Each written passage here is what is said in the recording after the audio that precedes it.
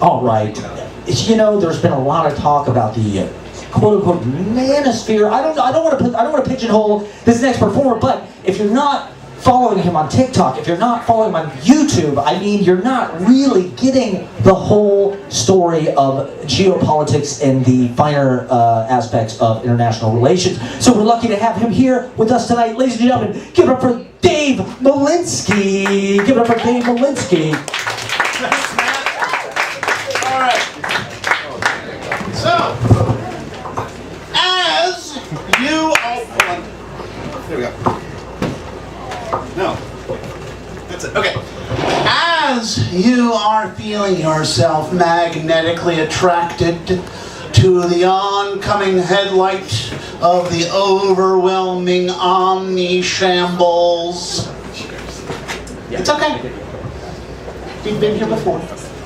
You gotta look at the big picture to figure out where the heck we are, why we're careening in the way we're going.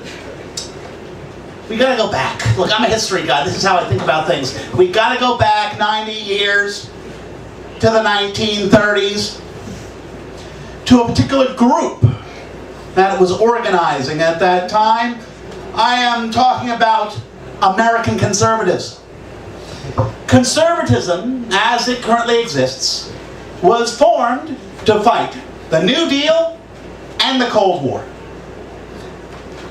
And by the 1990s, when a lot of us were little uns, they had succeeded. No welfare state, no communism, even the Dems were helping them out. But there is nothing more deadly for a political movement than absolute victory, which they had for 12 years before the 90s. But then they spent all of their effort fighting and fighting and fighting, and they won! Now what? Now what? When all that energy has nowhere to go. In comes Newt Gingrich, just fight with everybody. In comes Pat Buchanan. Culture war. Just fight the 60s. To what end? Well, it made a lot of people mad, but Republicans may have been swarming out at madness. At least they won in 2000, and they had something really wonderful happen to them then. You know, attack on the country. Hey, let's do Cold War again. After 8 years of that didn't really work. So they were stuck. But they had an advantage because the Dems were in the same boat. They won big in 2008 and 2012. You know, the goals of the 60s had been achieved, and rightfully so. But okay, you spent all that energy winning, and now you've won. Now you've got no enemies left. That was the story of the 2010s. You've got the GOP all squirming around the Dems like, okay, we gotta fight, but who's left to fight? And that's when 2016 happened. And then we got chaos the past 8 years. Sure, the Dems tried to go back to the New Deal. That didn't work. Okay. So we've got, you know, the big fancy political stuff, but now what we really need to talk about is culture. Because around the time Newt Gingrich had his contract with America in the early 90s, a scholar named Francis Fukuyama wrote a book called The End of History and the Last Man. Now you probably think, oh yeah, that's his like post-Cold War triumphalism. Oh yeah, we won, everyone else sucks, liberal democracy forever, yay! But that's not what he says. He says that now that liberal democracy is dominant, it might have solved people's problems temporarily, but not the core problem. And that core problem is, he calls it the struggle for recognition. What we're all doing up here now. And by the way, he didn't really see the internet happening. And what could be a bigger stage for the struggle for recognition? And he defined this struggle in two ways. There's the left-wing version of the struggle, more recognition for smaller and smaller groups. And then there's a right-wing version of the struggle, burn everything because struggle is cool. This was the early 90s he wrote this, and I think he proved to be accurate. But like Karl Marx, He names the problem, and he has some idea of the solution, but can't really define it. Well, Dr. Dave here might have your solution. What arrogance, how dare you? True, I mean, who isn't?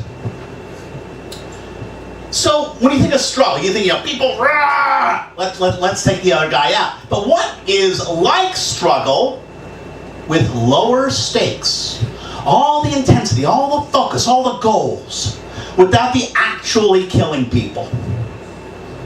Come on, we've been doing it also for 30 years. It's called play. So for the past few times I've been up here, I've been talking about building this new ideology called ludism. Ludism. L-U-D-I-S-M. From the Latin ludus, to play. That human beings develop through play. And that the deepest dialectic, conflict between two ideas, is between protection and play. Play is, oh, what does this button do? Protection is, don't you dare touch that, you'll kill us all.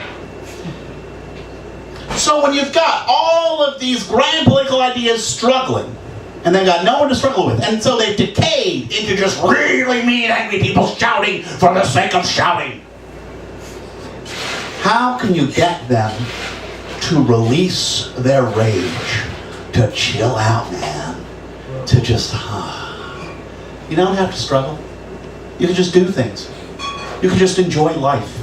You can feel the sounds of words in your mouth and sounds in your ear. And perhaps, what does this button do with your fingers? I'm Dave Malinsky. You can follow me on DMman33 on YouTube and TikTok. Thank you all very much. Do I have any questions? Any questions? Guess not. Hey, that's okay. Thank you all very much.